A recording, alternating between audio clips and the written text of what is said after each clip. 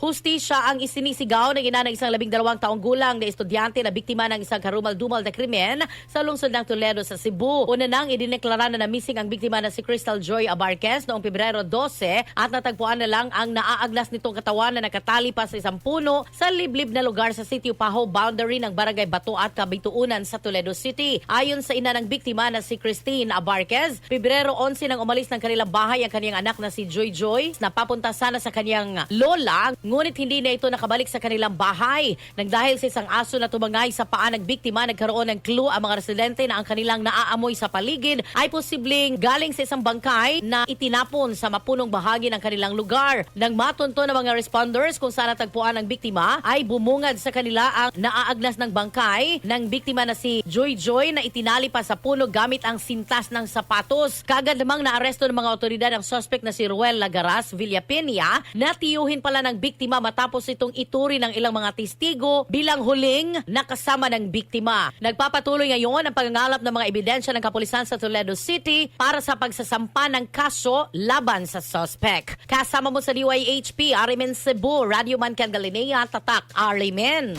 RMN Network News.